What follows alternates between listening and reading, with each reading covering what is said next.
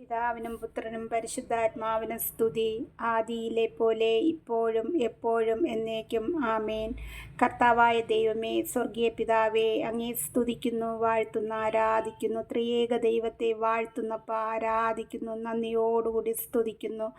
കർത്താവായ യേശുവേ, ഞങ്ങൾക്ക് ഇന്നൊരു പകൽക്കാലം തന്ന് അനുഗ്രഹിക്കുകയും ഞങ്ങൾക്ക് ആവശ്യമായ നന്മകളാൽ ഞങ്ങളെ എല്ലാവരെയും നടത്തിയതിനെ ഓർത്ത് നന്ദി പറയുന്നപ്പോൾ ഈ രാത്രിയുടെ യാമം വരെയും ഞങ്ങൾക്കുള്ളവരെ അവിടെ നിന്ന് കരുതിയിരിക്കുന്ന കൃപയ്ക്കായി നന്ദിയോടുകൂടി സ്തുതിക്കുന്നു.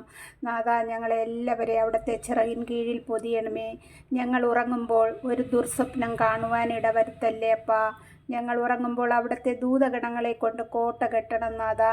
ഒരു അന്ധകാര ശക്തികളോ ഒരു പൈശാചിക തന്ത്രങ്ങളോ ഒരു വിഷജന്തുക്കളോ ഒരു പ്രാണികളോ ഞങ്ങളുടെ അടുത്തുകൂടുവാനോ കടന്നു വരുവാനോ ഇടയാക്കാതെ വണ്ണം ഞങ്ങളെ അവിടെ നിന്ന് പരിരക്ഷിക്കണം നാഥാ. ഒരു കള്ളന്മാർ കടന്നു വരുവാനോ ഒരു അക്രമികൾ നോട്ടം വയ്ക്കുവാനോ ഇടവരുത്താതെ വണ്ണം അവിടുത്തെ കൃപയാൽ ഞങ്ങൾക്ക് സംരക്ഷണം നൽകണമേ. ഞങ്ങൾ ഉറങ്ങുമ്പോൾ നല്ല നിദ്ര തന്ന് അനുഗ്രഹിക്കണമേ അപ്പാ. ഈ രാത്രിയിൽ ഞങ്ങളെ ആരെങ്കിലും അങ്ങേപ്പക്കൽ മാറ്റപ്പെടുകയാണെങ്കിൽ ഞങ്ങളെ വിശുദ്ധിയുള്ളവരാക്കി മാറ്റണമേ. ഞങ്ങളിൽ നിന്ന് ഇന്ന് അറിഞ്ഞോ അറിയാതെയോ വന്നു പോയിട്ടുള്ള സകല പാപങ്ങളും കർത്താവേ ഇപ്പോൾ അവിടുത്തെ പാദപീഠത്തിൽ സമർപ്പിച്ച് മാപ്പ് അപേക്ഷിക്കുന്ന നാഥാ. ഞങ്ങളോട് മാപ്പ് നൽകി അനുഗ്രഹിക്കണമേ ഈശോപ്പാ.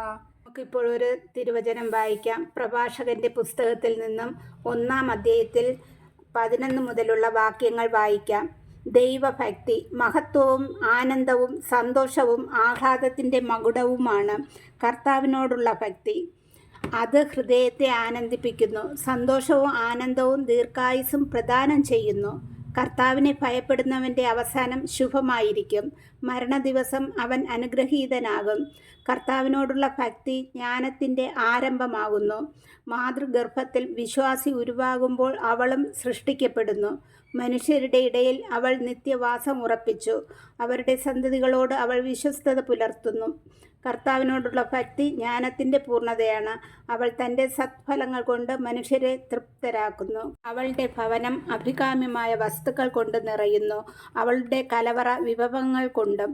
കർത്താവിനോടുള്ള ഭക്തി ജ്ഞാനത്തിൻ്റെ മകുടമാകുന്നു. അത് സമാധാനവും ആരോഗ്യവും സമൃദ്ധമാക്കുന്നു. കർത്താവ് അവളെ കാണുകയും തിട്ടപ്പെടുത്തുകയും ചെയ്തു. അവിടുന്ന് അറിവും വിവേകവും വർഷിക്കുന്നു.